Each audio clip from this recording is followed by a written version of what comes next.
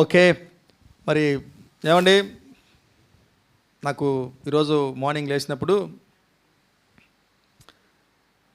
చిన్న మాట గుర్తొచ్చింది. ఏంది మనం అందరం వచ్చి ఇప్పుడు వ్యవసాయం లేపాలనా? ఏమండి, వ్యవసాయం లేపడానికి వచ్చాము మనం. కానీ మనం ప్రిపరేషన్స్ ఎట్లుంటాయంటే మనం వెళ్ళి ఏసైని లేపాల. ఓకే, సో ఈ సమయంలో చాలా ఈస్టర్ గురించిన స్టోరీస్ ఈ ప్రపంచంలో మనం చూస్తుంటాం క్రైస్తవుల మధ్య. నేను నిజంగా ఒక విషయం చెప్పనా, పోయిన ఈస్టర్కే ఫస్ట్ టైము మనం ఎగ్స్ ఇచ్చాము, అంతే కదా, ఫస్ట్ టైం. మీరు నమ్ముతారు నమ్మరు, నాకు నిజంగా అప్పటి వరకు ఎగ్ కాన్సెప్ట్ తెలియదు. అప్పుడు తెలుసుకున్నా, ఆ తర్వాత గూగుల్లో నేర్చుకున్నా. ఇలా చాలా ఉన్నాయండి. సో గుడ్లు ఎందుకు ఇస్తున్నారు అంటే, గుడ్డు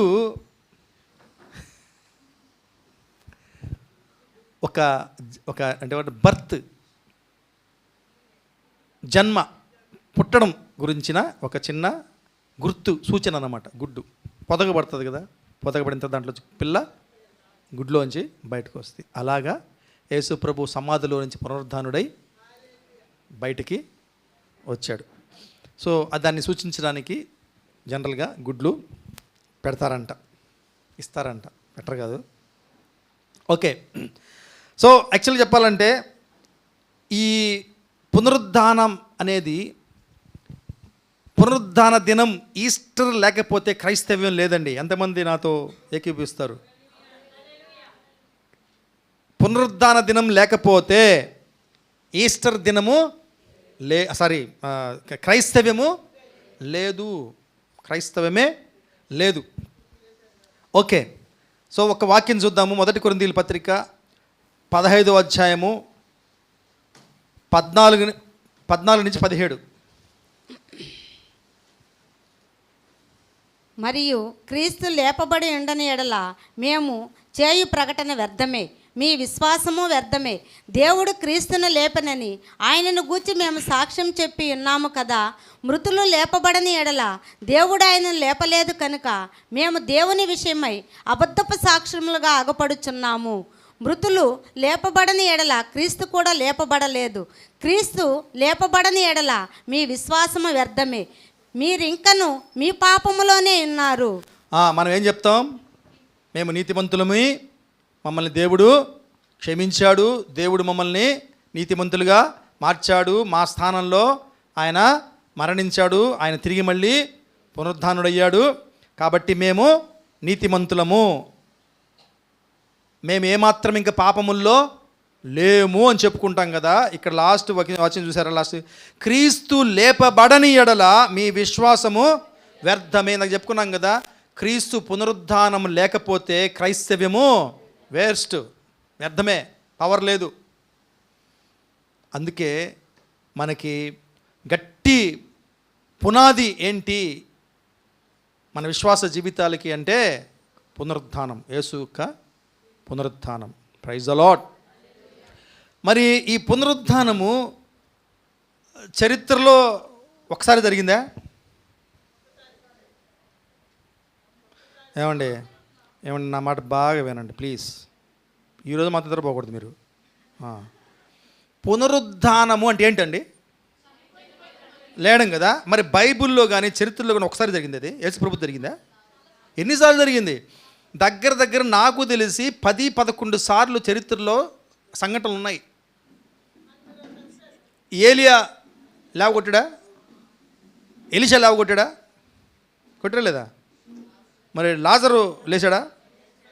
మరి తబితా లేచిందా? ఇంకా యాయేరు కూతురు లేచిందా? ఇంకా విధవరాలు కుమారుడు లేచాడా? ఏమండి, ఎన్ని లేవండి. యేసుప్రభు కూడా లేచాడు. ఏం బ్రదర్ మరి పెద్ద డిఫరెన్స్ ఏముంది? హల్లెలూయా. మీరందరికీ చాలా జ్ఞానవంతులు మీరందరూ. దేవుడు గొప్ప జ్ఞానంతో నింపాడు. వాళ్ళందరూ తిరిగి మళ్ళీ చచ్చిపోయారు. యేసయ్య తిరిగి మరణించల. హల్లెలూయా, చప్పట్లు కొడదామండి. So he's the only person in history who died and rose again and never died. చరిత్రలో ఈయన ఒకే ఒక్క వ్యక్తి, మానవుడు చనిపోయి తిరిగి లేచి మళ్ళీ చనిపోలా. Praise the lord. ఇప్పుడు కూడా మనం పేపర్లో న్యూస్లో వింటుంటాం. నిజం ఇవన్నీ. చచ్చిపోయారని చెప్పేసి డాక్టర్ సర్టిఫికేట్ ఇస్తాడు, తర్వాత ఆయనకి పాడి కట్టేసి తీసుకెళ్తా. నేను చెప్పేది విశ్వాసుల్లో కాదు, అవిశ్వాసుల్లోనే. పాడిగట్టి తీసుకెళ్తా ఉంటారు.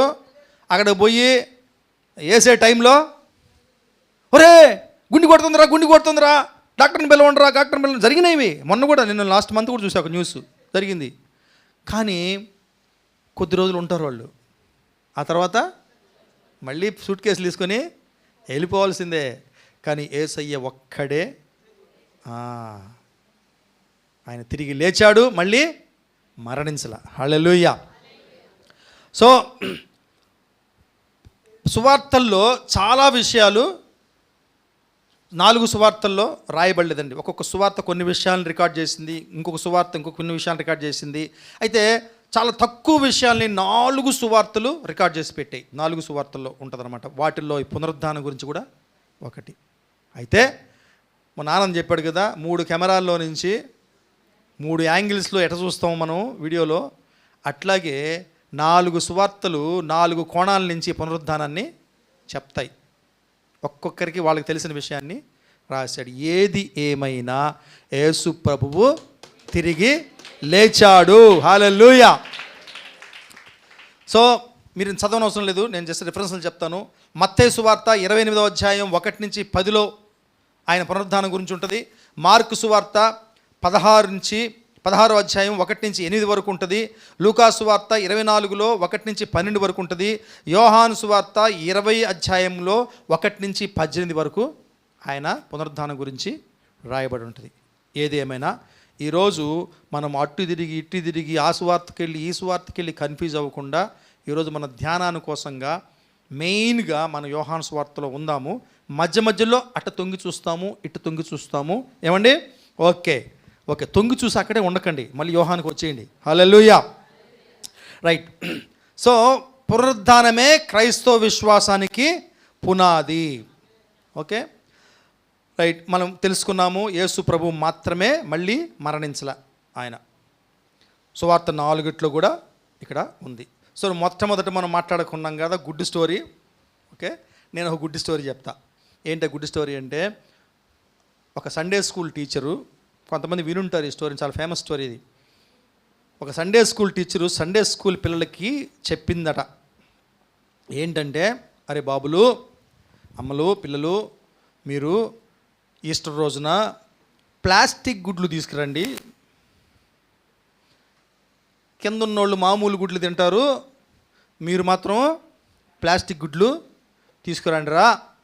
ఆ గుడ్లల్లో అవి ఓపెన్ అవుతుంది. అది ఆ గుడ్డు లోపల మీకు ఈస్టర్ గురించి ఏం అర్థమైంది, మీ మనసుకి ఏం తట్టిందో అది రాసి లేదా వేసి, మొత్తానికి మీకు ఏం అర్థమైందో దాంట్లో ఆ సీక్రెట్ని గుడ్డులో ఉంచండి రా. నేను ఇక్కడికి వచ్చిన తర్వాత అన్నీ చూస్తాను, చదువుతాను అనిందనమాట. సో ఈ ప్లాస్టిక్ గుడ్లో చాలామంది వాళ్ళకి అర్థమైంది ఈస్టర్. ఎట్ట అర్థమైందంటే, కొంతమందికి ఈస్టర్ గురించి ఏమో అర్థమవుద్ది, కోడిగుడ్డే అర్థమవుతుంది. ఓకే, సో కొంతమందికి ఏమవుతుంది ఈస్టర్ అనగానే సమాధే ఉంటుంది, కొంతమందికి ఆ రాయి కనిపిస్తుంటుంది, కొంతమందికి దేవదూతలు కనిపిస్తుంటారు. సో ఇలాగ వాళ్ళందరూ గుడ్లు తెచ్చారు. ఈ గుడ్లు ఆవిడ ఓపెన్ చేసి చూస్తూ ఉంది. ఒక గుడ్లో ఒక కుర్రాడు చిన్న పువ్వు పెట్టాడంట, ఇంత పువ్వు. ఆ పువ్వు గురించి ఈ సండే స్కూల్ టీచరే ఎక్స్ప్లెయిన్ చేస్తుంది. వీడు ఎందుకు పెట్టుంటాడంటే ఈ పువ్వుని, ఇది ఒక శుభాకాంక్షలకి గుర్తు, శుభమైనటువంటి ఆనవాలు. వెరీ గుడ్ రా, అందరు చప్పట్లు కొట్టారు. ఇంకొకడు ఒక చిన్న పేపర్ మీద యేసయ్య బొమ్మ గీసి దాంట్లో పెట్టాడంట. వీడేం చెప్తున్నాడంటే యేసు ప్రభు తిరిగి లేచాడు అని చెప్తున్నారు. అందరూ చప్పట్లు కొట్టారు. ఇంకో గుడ్డులో ఒకడు మేకు వేసుకొచ్చాడంట. మేకు తెలిసిందే కదా, మనం కూడా చెప్తాం దాని గురించి. యేసయ్యకి మేకులు కొట్టారు.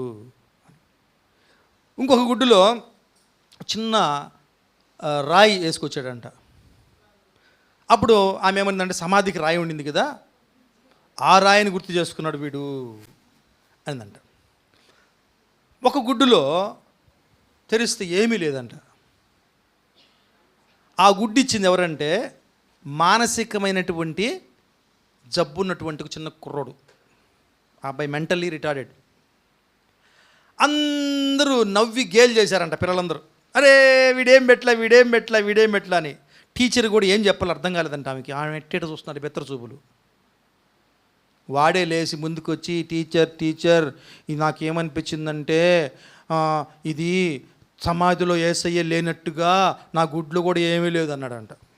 ప్రైజ్ ద లార్డ్, హల్లెలూయా.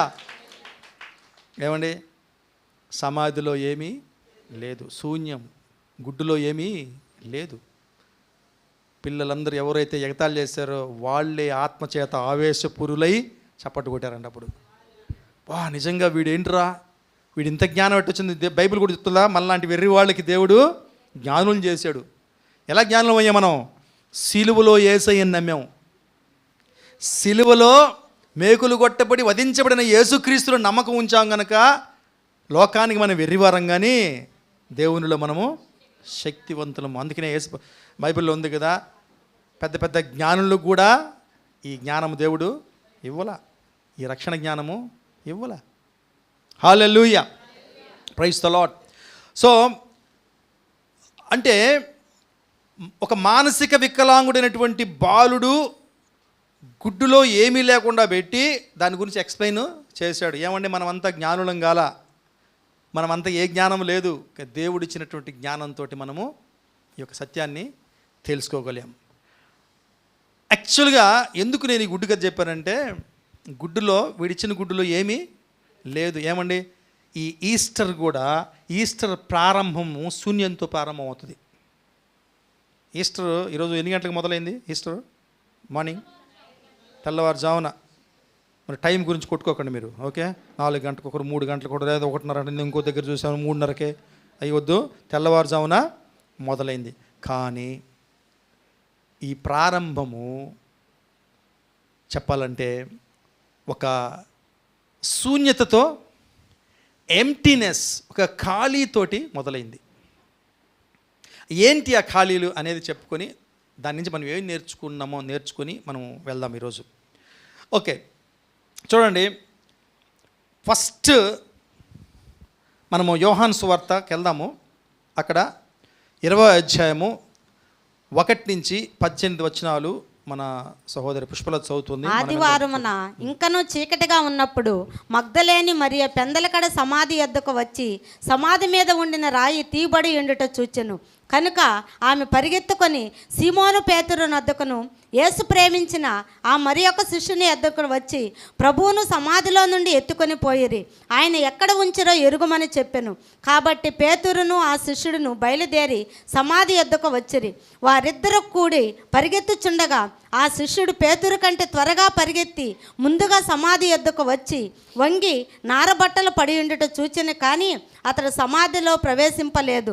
అంతటా సీమోను పేతురు అతను వెంబడి వచ్చి సమాధిలో ప్రవేశించి నారబట్టలు పడి ఉండుటయు ఆయన తల రూమాలు నారబట్టల యొద్ద ఉండక వేరుగా ఒకచోట చుట్టుపెట్టి ఉండుటయు చూచెను. అప్పుడు మొదట సమాధి యొద్దకు వచ్చిన ఆ శిష్యుడు లోపలికి పోయి చూచి నమ్మెను. ఆయన మృతుల్లో నుండి లేచుట అగత్యము లేఖనము వారింకనూ గ్రహింపరైరి. అంతటా ఆ శిష్యులు తిరిగి తమ వారి యొద్దకు వెళ్ళిపోయిరి. అయితే మరియ సమాధి బయట నిలిచి ఏడ్చుచుండెను. ఆమె ఏడ్చుచు సమాధిలో వంగి చూడగా తెల్లని వస్త్రములు ధరించిన 2 దేవదూతలు యేసు దేహము ఉంచబడిన స్థలములో తలవైపున ఒకడును కాలవైపున ఒకడును కూర్చుండుట కనబడెను. వారు, అమ్మ ఎందుకు ఏడ్చుచున్నావని ఆమెను అడుగగా ఆమె, నా ప్రభువును ఎవరో ఎత్తుకొని పోయిరి, ఆయన ఎక్కడ ఉంచారో నాకు తెలియలేదని చెప్పెను. ఆమె ఈ మాట చెప్పి వెనుక తట్టు తిరిగి యేసు నిలిచి ఉండుట చూచెను, కానీ ఆయన యేసు అని గుర్తుపట్టలేదు. యేసు, అమ్మ ఎందుకు ఏడ్చుచున్నావు, ఎవరిని వెతుకుచున్నావు అని ఆమెను అడుగగా ఆమె ఆయన తోటమాలి అనుకొని, అయ్యా నీవు ఆయనను మోసుకొని పోయిన ఎడల ఆయనను ఎక్కడ ఉంచుతావో నాతో చెప్పుము, నేను ఆయనను ఎత్తుకొని పోదునని చెప్పెను. యేసు ఆమెను చూచి మరియా అని పిలిచెను. ఆమె ఆయన వైపు తిరిగి ఆయనను హెబ్రీ భాషలో రబ్బూని అని పిలిచెను. ఆ మాటకు బోధకుడని అర్థము. యేసు ఆమెతో, నేను ఇంకనూ తండ్రి ఎద్దుకు ఎక్కిపోలేదు కనుక నన్ను ముట్టుకొనవద్దు, అయితే నా సహోదరుల ఎద్దుకు వెళ్ళి నా తండ్రియు మీ తండ్రియు నా దేవుడును మీ దేవుణ్ణైనా వాని ఎద్దుకు ఎక్కిపోవచ్చున్నానని వారితో చెప్పుమనెను. మగ్దలేని మరియ వచ్చి, నేను ప్రభువును చూచితిని, ఆయన నాతో ఈ మాటలు చెప్పినని శిష్యులకు తెలియచేసెను. ఆమేన్. ఆమేన్. సో ఇక్కడ మనం ఇందాక చెప్పుకున్నాం కదా, ఈస్టర్ అనేకమైనటువంటి శూన్యతలతో ప్రారంభమైంది, ఖాళీలతో ప్రారంభమైంది. ఇక్కడ మనం ఊహించుకుందాము, మగ్దలేని మరియ అక్కడ ఉంది. ఆమెకి కనిపించినటువంటి ఫస్ట్ ఖాళీ ఏంటో తెలుసా? ఎక్కడ సమాధి ఉందో ఆ సమాధికి ఎక్కడ ద్వారాన్ని మూసే తలుపు ఉందో ఆ తలుపు స్థానంలో తలుపు లేదు, రాయి పెట్టేవాళ్ళు. కాబట్టి ఆ రాయి ఉండాల్సిన ప్రదేశంలో ఖాళీ ఉంది. ఖాళీ ఇదండి, ఆ రాయి ఉండాల్సిన ప్లేస్లో రాయి లేదు, ఖాళీ, ఎంప్టీనెస్, శూన్యత. చూడండి, యాక్చువల్గా చెప్పాలంటే ఇది చదవనవసరం, కొన్ని రెఫరెన్స్లు మాత్రం నేను చెప్తాను, జస్ట్ వినండి చాలు.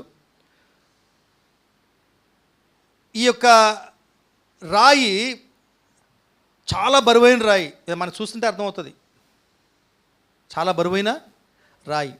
అయితే మనందరికీ తెలుసు, మత్తయి సువార్త 28:2 ఉంటుంది, ప్రభు దూత పరలోకం నుంచి దిగి ఆ రాతిని తొలగించినట్టు రికార్డు ఉంది. భూకంపము కలిగినప్పుడు ఆ యొక్క రాయి పక్కకి తొలగించబడినట్టుగా మనము చూస్తాం. అలాగే వాళ్ళు ఆ మార్క్స్ వార్త 16:3 ఇలా ఉంటుంది, సమాధి ద్వారము నుండి మన కొరకు ఆ రాయి ఎవడు పొర్లించునని ఒకరితో ఒకరు చెప్పుకుని చుండిరి, వారు వచ్చి కనులెత్తి చూడగా రాయి పొర్లింపబడి ఉండుట చూచిరి, ఆ రాయి ఎంతో పెద్దది. ఇంకా చాలా ఉన్నాయి అవన్నీ. మన గుడ్ ఫ్రైడే రోజున మన పిల్లలు చక్కగా చాలా స్టడీ చేసి చాలా మెజర్మెంట్స్ అవన్నీ చెప్పారు. అవన్నీ మనం అలాంటి మెజర్మెంట్స్ నేను కూడా చెప్దాం అనుకున్నా ఈరోజు. ఆ రాయి బరువు ఎంత ఉంటుంది ఏంటి అని చెప్పేసి అవన్నీ చేస్తే మనకి బుద్ధి కాస్త పోతుందని నేను చెప్పలేదు. కానీ బైబిల్ ఏముందండి, చాలా బరువైనది అని ఉంది, పెద్దది అని ఉంది. ఓకే, కాబట్టి ఇక్కడ ఏం లేదండి, ఆ స్థానంలో ఆ ద్వారం స్థానంలో రాయి లేదు, ఖాళీ. ఓకే, సో సమాధి రాయి ఉన్న చోటు ఖాళీగా ఉంది, రాయి దొర్లించబడింది. ఓకే, ఆ ముందు రోజు సమాధి దగ్గర ఎవరెవరు ఉన్నారు? సైనికులు ఉన్నారు, గుర్తుందా? సైనికులు ఉన్నారు. ఎందుకు పెట్టారు వాళ్ళని, సైనికుల్ని?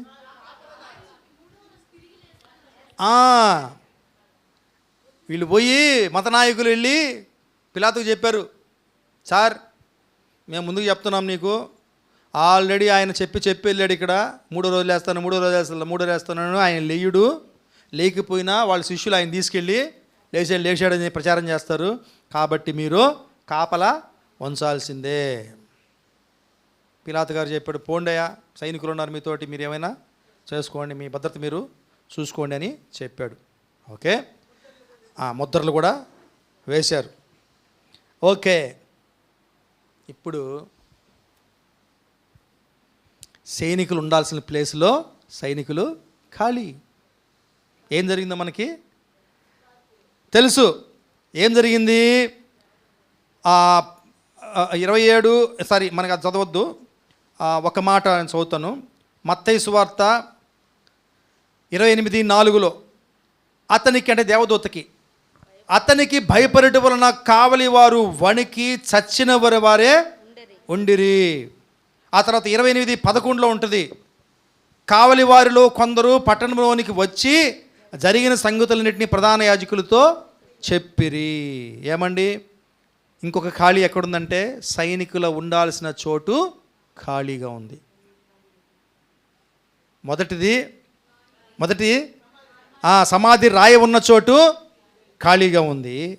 అలాగే రెండవది సైనికుల ఉండాల్సిన చోటు ఖాళీగా ఉంది. ఎంటీ, ఖాళీ, శూన్యం. ఓకే, ఆ తర్వాత అంటే మరియ కళ్ళతో చూద్దాం మనం.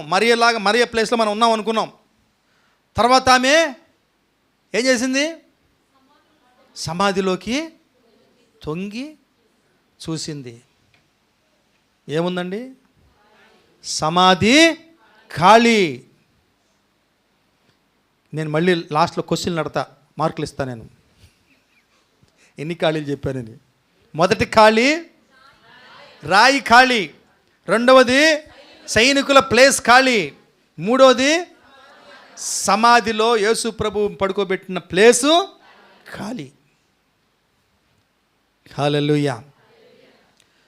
మత్తయి సువార్త 28:5-6, దూత ఆ స్త్రీలను చూచి, మీరు భయపడకుడి, సిలువ వేయబడిన యేసుని మీరు వెతుకుచున్నారని నాకు తెలియను, ఆయన ఇక్కడ లేడు, తాను చెప్పినట్టే ఆయన లేచి ఉన్నాడు, రండి ప్రభువు పండుకునే స్థలము చూసుదాము.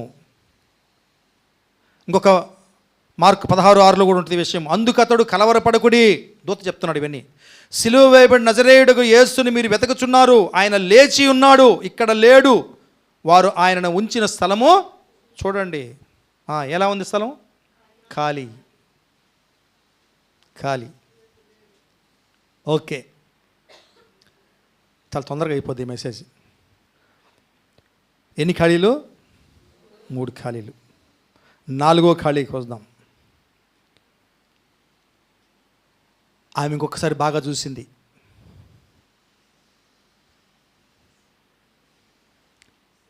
ఆయన ఏ వస్త్రాల్లో చుట్టబడ్డాడో ఆ వస్త్రాలు ఖాళీ. ఆ వస్త్రాల్లో ఉన్నటువంటి శరీరము లేదు, ఖాళీగా ఉన్నాయి. ఆయనకి చుట్టబడినటువంటి వస్త్రాలు ఖాళీ. చూడండి ఎన్ని ఖాళీలో చూడండి. యోహాను 19:40.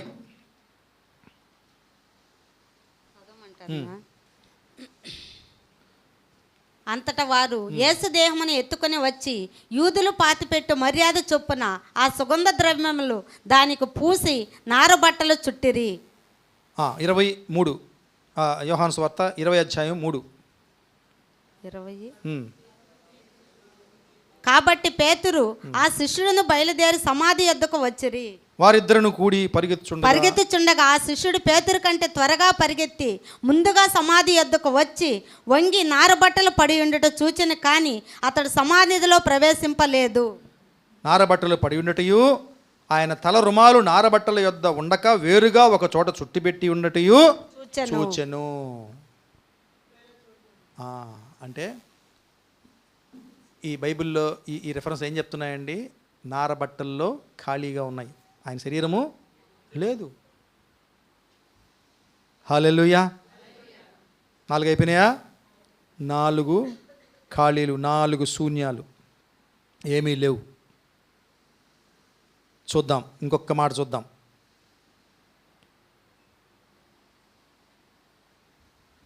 ఇప్పుడు 1 సమాధి రాయి ఖాళీ, 2 సైనికుల ఆ పొజిషన్ ఖాళీ, 3 యేసు దేహాన్ని ఉంచిన చోటు ఖాళీ, 4 వస్త్రాలు ఖాళీ, దేహం లేదు. అయితే భయంకరమైన ఒక ఖాళీ, శూన్యత ఇప్పుడు వస్తుంది. ఇది చాలా ఘోరమైన శూన్యత. ఏంటా శూన్యత అంటే, ఎవరండి ఆమె? ఏం చేస్తుంది? ఆమె హృదయం శూన్యత, ఆమె హృదయంలో ఖాళీ. ఏం చేయాలో తెలియదు, తెలియని దుఃఖం, కన్ఫ్యూజన్, నిరాశ, నిస్పృహలు. ఇది ఇప్పుడు మనం చూసిన ఖాళీలన్నిటికన్నా ఘోరమైన ఖాళీ. హృదయం అంతా ఖాళీతో నిండిపోయింది, శూన్యంతో నిండిపోయింది. ఎక్కడ ప్రారంభమైంది వాళ్ళ యాత్ర? మరియే కాదు, మిగతా శిష్యులు కూడా, వాళ్ళ పరిస్థితి కూడా అదే, వాళ్ళ అనుభవం కూడా అదే. ఇప్పుడు శూన్యత. ఏమండి, మనం గుర్తు చేసుకోవాలి, ఈస్టర్ ప్రారంభము గొప్పగా లేదు. అన్నీ ఖాళీ ఖాళీ, శూన్యత, ఎంప్టీనెస్, డిసప్పాయింటింగ్, ఇలా నిండిపోయింది. అయితే మనందరికీ తెలుసు. Next photo చూపించమ్మా.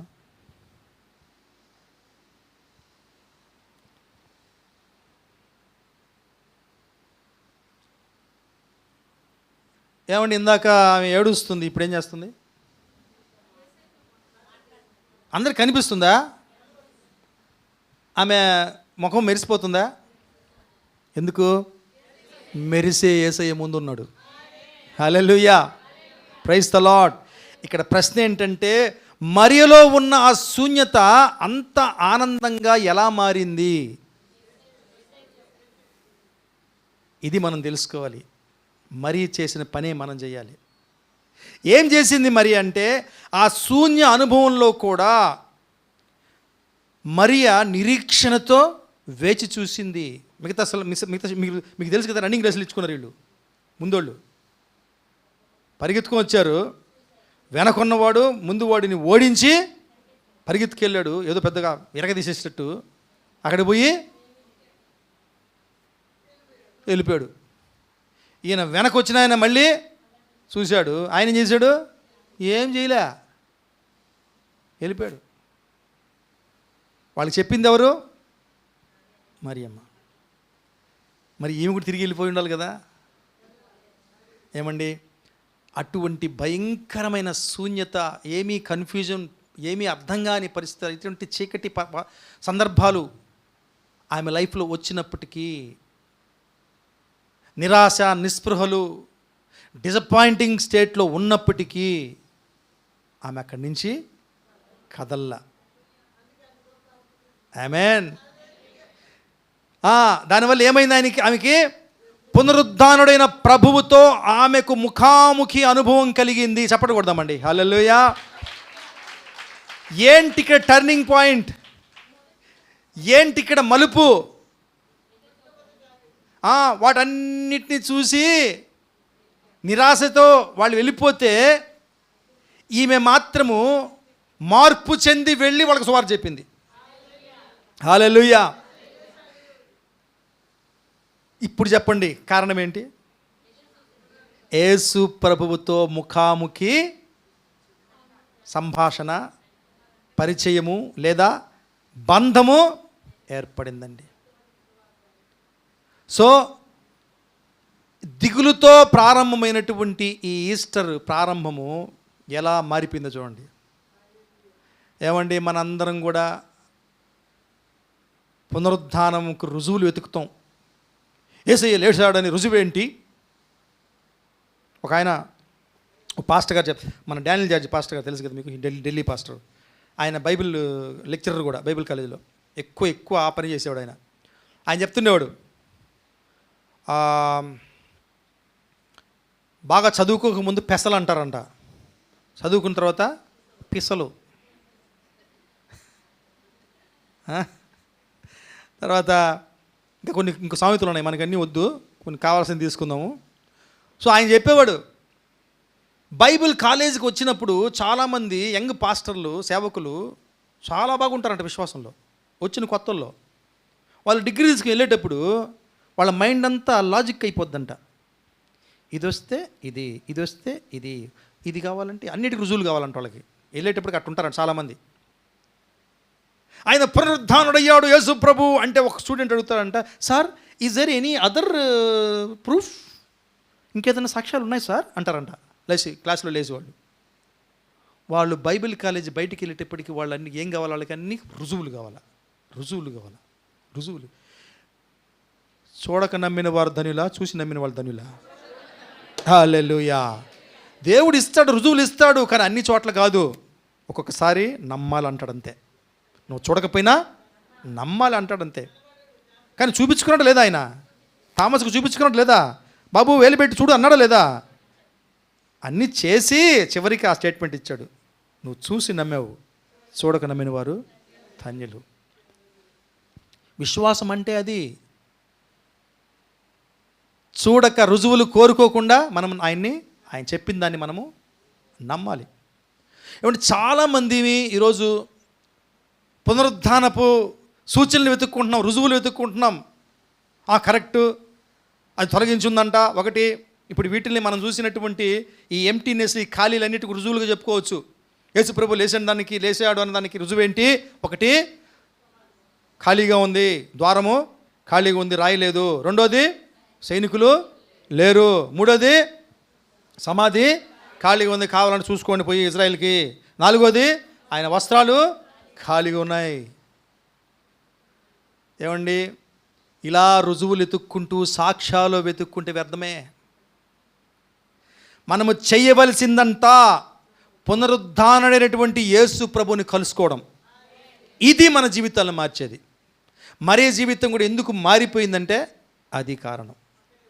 Interaction with resurrected lord, పునరుద్ధానటువంటి యేసు ప్రభుతోటి మన సంబంధం. హల్లెలూయా.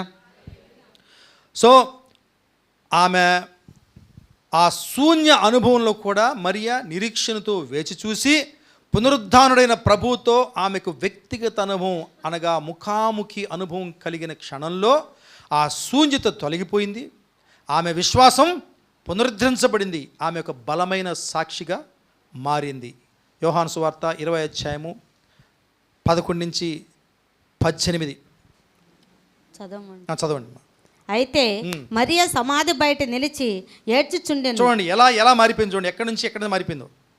ఆమె ఏడ్చుచు సమాధిలో వంగి చూడగా తెల్లని వస్త్రములు ధరించిన ఇద్దరు దేవదూతలు యేసు దేహం ఉంచబడిన స్థలములో తలవైపున ఒకడును కాళ్ళవైపున ఒకడును కూర్చుండుట కనబడెను.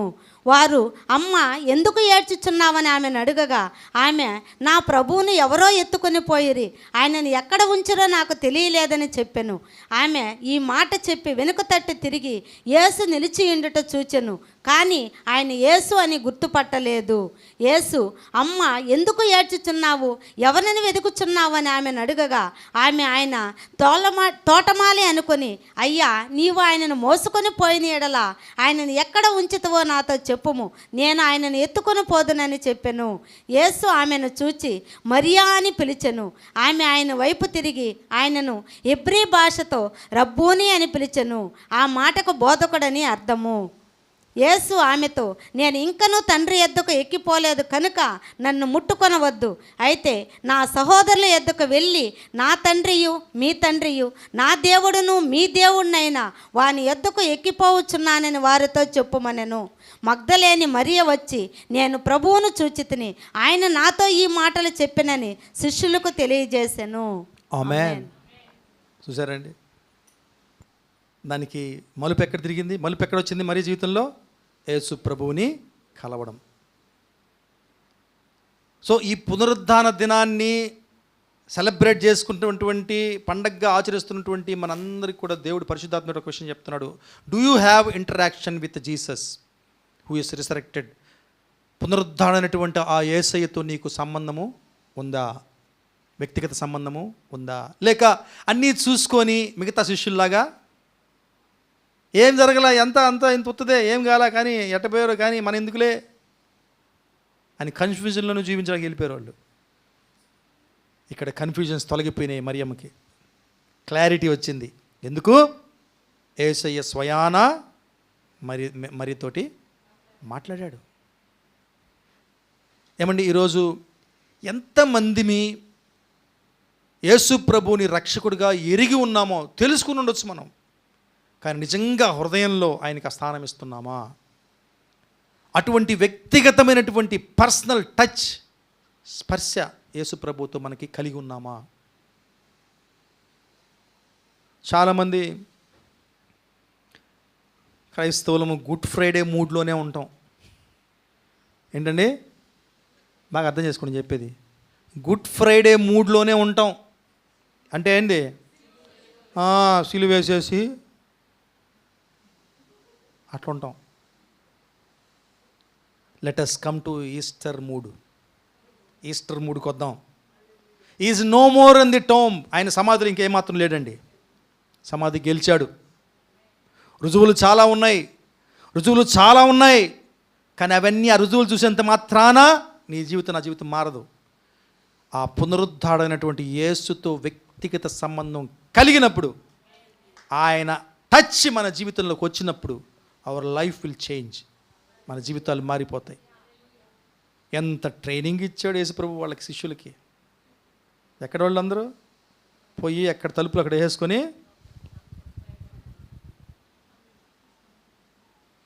చూడు. మరియ జీవితంలో ఒకసారి గమనించండి. ఆమె దేనికి వచ్చిందండి సమాధి దగ్గరికి?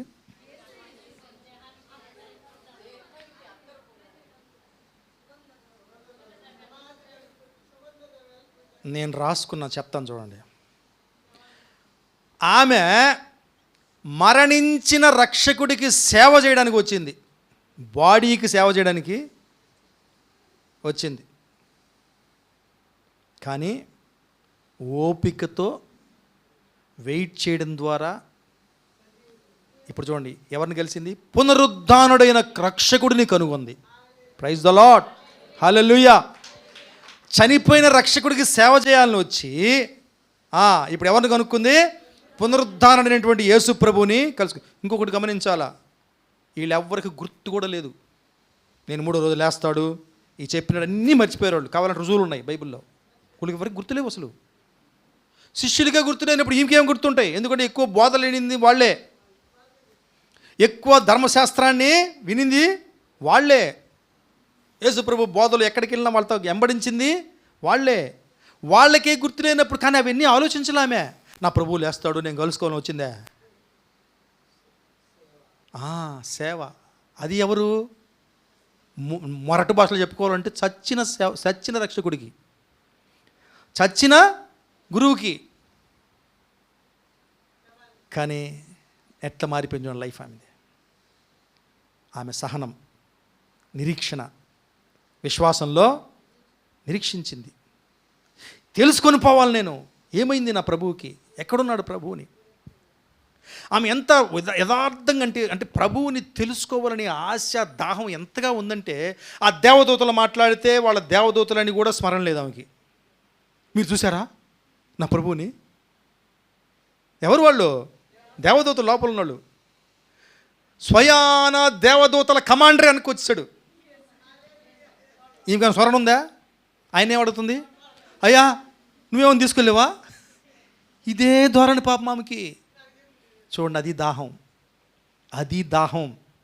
యేసు ప్రభువును గూర్చినటువంటి దాహం. ఆ దాహం నీకు నాకు ఉంటే మనం కూడా ఉజ్జీవించబడతాం. Our life will not be like this. ఈ విధంగా ఉండవండి మన జీవితాలు. Our life will be changed. Hallelujah. So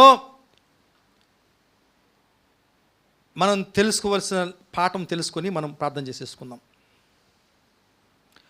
మన జీవితాల్లో కూడా చాలా శూన్యతలు ఉంటాయి. దీని నుంచి మనం నేర్చుకోవాల్సింది ఏంటంటే, మన జీవితంలో కూడా చాలా శూన్యతలు ఉంటాయండి, చాలా ఖాళీలు ఉంటాయి. భయం అనే శూన్యత ఉంటుంది మనకి.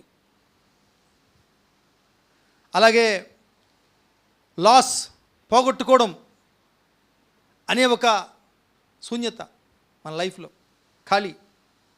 అలాగే నిరాశ, ఇంకేమవుతుంది నాకు, హోప్లెస్నెస్ అంటారు దాన్ని, నిరీక్షణ లేని పరిస్థితి. నాకు ఒక మంచి జరుగుతుంది అనే ఒక ఆశ లేదు. ఇటువంటి నిరుత్సాహకరమైనటువంటి పరిస్థితులు గుండా, శూన్యమైనటువంటి పరిస్థితులు గుండా మనము వెళ్తూ ఉండొచ్చు. అయితే మనందరికీ మనం చూసాం ఇప్పుడు ఈస్టర్ శూన్యతతో మొదలైంది. అయితే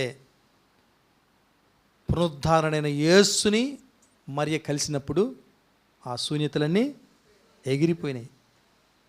ఏమంటే చాలామంది చాలా నిరుత్సాహకరమైనటువంటి పరిస్థితుల్లో మనం జీవిస్తుంటాం. ఒక్కొక్కసారి ఒక విధమైనటువంటి భయం వస్తుంది మనకి. శిష్యులను ఆలోచించుకోండి మీరు. ఈ 3 వాళ్ళకు ఉన్నాయి చూడండి. భయం ఉంది, ఒక వ్యక్తిని కోల్పోవడం అనే అనుభవంలో ఉన్నారు, నిరాశ.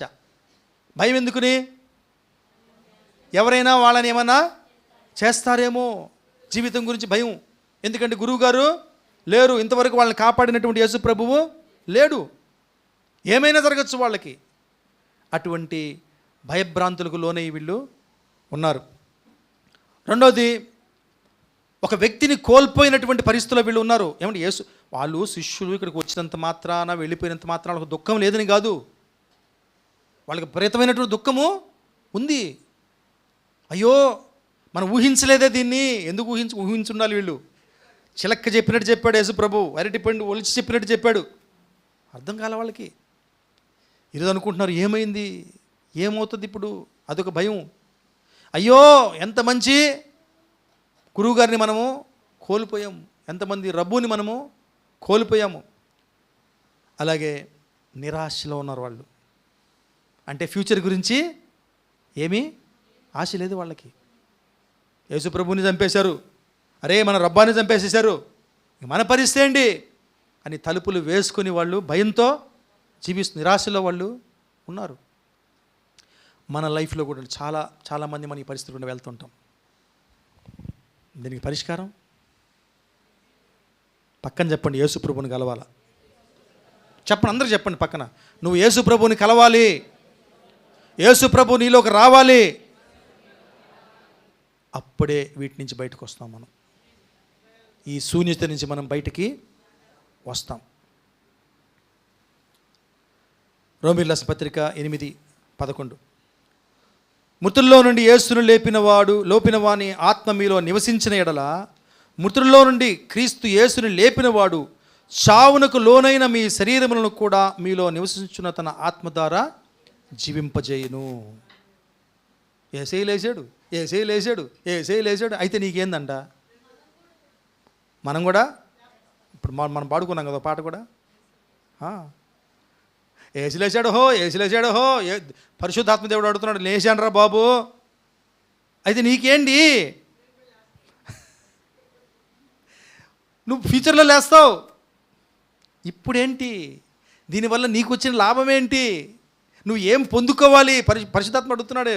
ఏమండి, మరియమ్మ ఏ విధంగా యేసు ప్రభుతో టచ్లోకి వచ్చిందో, పునరుద్ధానుడైనటువంటి యేసు ప్రభువుని చెప్పడం కాదు, దాన్ని మనం నమ్మడం మాత్రమే కాదు, ఆయనతో టచ్లోకి మనం రావాలి. అప్పుడే మన జీవితాలు పరిపూర్ణమవుతాయి. అప్పుడే మనము ఈ ఖాళీ పరిస్థితుల నుంచి, ఈ శూన్య పరిస్థితుల నుంచి మనం బయటికి వస్తాం. హల్లెలూయా. చివరిగా, ఎంతమంది మనము ఆయన పునరుద్ధానపు శక్తిని మనము అనుభవిస్తున్నాం? ఏమో నిజంగా చాలా బాధాకరం. మన క్రైస్తవ జీవితాలు తలుచుకుంటే ఎంతమంది ఓటమి జీవితాలను జీవిస్తున్నాం తెలుసా? మనం ఓడిపోయిన జీవితాలు. దానికి కారణం ఏంటో తెలుసా? మనము ఆయన పునరుద్ధానపు శక్తిలోకి మన ప్లగ్ని పెట్టకపోవడమే. ఏసీలు ఆన్ చేసుకున్నాం, కూల్గా కూర్చోన్నాం, ఇటంట వింటున్నాం. దానికి అంతటి కారణం ఏంటి? పవర్, ఎలక్ట్రిసిటీ పవర్, ఇవన్నీ ఆ ప్లగ్గుల్లో పెట్టుంటే నడుస్తున్నాయి కాబట్టే మనం నిద్రపోతున్నాం. తమాషలేండి, ఈరోజు ఎవ్వరు నిద్రపోవట్లేదు, సీరియస్గా ఉన్నారు. పునరుద్ధానపు శక్తి. హల్లెలూయా. అదే పునరుద్ధానపు శక్తి ఇట్ ఈస్ అవైలబుల్ టుడే. ఈ రోజుకి మనకి పునరుద్ధానపు శక్తి ఉందండి, ప్లగ్గులంతా ఉంది. మనం చేయాల్సింది ఏంటి? మన లైఫ్ ప్లగ్ని తీసి దాంట్లో పెట్టుకోవాలా. Praise the Lord. ఈ మధ్య మన ఫ్రెండ్ ఒక ఈవీ కారుని కొన్నాడు. బాగా తెలుసు మన ఫ్రెండ్కి పవర్ వాల్యూ. ఎక్కడ వెళ్ళినా ఫస్ట్ అది చూసుకుంటాడు, ఎక్కడ దీనికి ఛార్జింగ్ దొరుకుతుందని. బ్యాటరీ వెహికల్స్ వెళ్తే అట్టే ఉంటుంది వాళ్ళ పరిస్థితి, నాకు తెలుసు. ఏమంటే ఆ దాహం మనకి రావాలి. Where I get the power. ఒక మాట ఉంది, నన్ను ఇప్పటికీ ప్రేరేపిస్తుంది మాట. I can do all things to Christ Jesus who strengthens me. నన్ను బలపరచు క్రీస్తులు నేను సమస్తమును చేయగలను. హల్లెలూయా. ఏంటా శక్తి? పునరుద్ధానపు శక్తి. యేసు ప్రభుని మృత్యువులో నుంచి, మరణంలో నుంచి జీవానికి లేపిన దేవుని శక్తి ఈ రోజుకి మనతో ఉంది. ఓన్లీ థింగ్ ప్లగ్ తీసి దాంట్లో పెట్టడమే. మనం ఏం చేస్తున్నాం? నువ్వు పెట్టుకో, ఇదిగో ప్లగ్.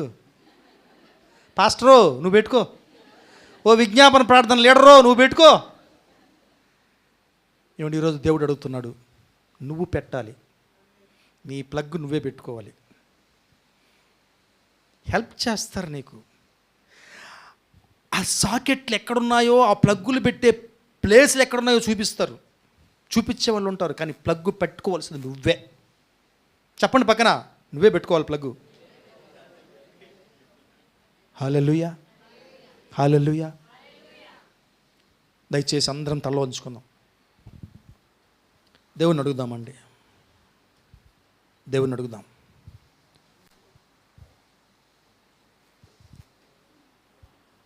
జస్ట్ ఒక్క నిమిషం మౌనంగా మన హృదయాల్లో ఈ పునరుద్ధానపు దినం చాలా సంతోషమే. యేసుప్రభు లేచాడు. దేవుడు ఒక్కడే అని సాతానుకు కూడా తెలుసు, కానీ దానివల్ల ఏమి యూజ్ లేదు, ఉపయోగం లేదు. అలాగే యేసు ప్రభు పునరుద్ధానుడు అయ్యాడు అని నీకు నాకు తెలుసు, కానీ ఏమీ ఉపయోగం లేదండి. ఎప్పటి వరకు ఆయన పునరుద్ధానపు శక్తి సహవాసంలోకి నువ్వు రాబో అంతవరకు ఏమీ జరగదు మన లైఫ్లో. ఈ పునరుద్ధానపు దినం, ఈ ఈస్టర్ రోజున దేవుడు మనకు గుర్తు చేస్తున్నాడు. ఈస్టర్ ప్రారంభము చాలా ఖాళీలతో ప్రారంభమైంది, శూన్యంతో ప్రారంభమైంది, చాలా శూన్యతలతో ప్రారంభమైంది. కానీ ఈస్టర్ చివరికి వచ్చేటప్పటికి, ఆ దినం చివరికి వచ్చేటప్పటికి మరియ ప్రకాశవంతంగా వెలిగిపోయింది. దానికి కారణం, ఆమె శూన్యతలన్నీ ఎగిరిపోయినాయి. దానికి కారణం యేసు ప్రభుతో వ్యక్తిగత ముఖాముఖి కలయిక జరిగింది. మనకి అటువంటి కలయిక అవసరం. మనం ఇందాక చదివాం, మృతుల్లో నుండి యేసును లేపిన వాని ఆత్మ మీలో నివసించిన ఎడల, మృతుల్లో నుండి క్రీస్తు యేసును లేపిన వాడు చావుకు లోనైన మీ శరీరములను కూడా మీలో నివసించున్న తన ఆత్మ ద్వారా జీవింపజేయును. నన్ను బలపరచు క్రీస్తులో నేను సమస్తమును చేయగలను. ఈరోజు అడుగుదాం, దేవా మా జీవితంలోకి రా.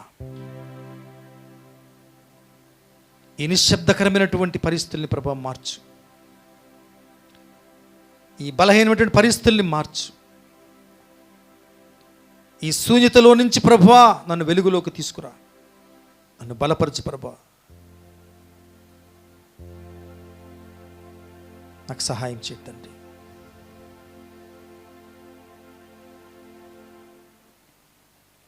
ఒక్క నిమిషం అందరము నిశ్శబ్దంగా దేవుడితో మాట్లాడుకుందాం.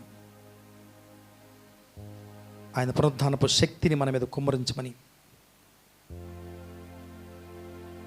మన హృదయాలలోకి వచ్చి ఆ పునరుద్ధానపు శక్తి అనుభవాల్ని మనకు దయచేయమని అడుగుతాం. విజయవంతమైన క్రైస్తవ జీవితాలను జీవింపచేయమని ఆయన అడుగుదాం.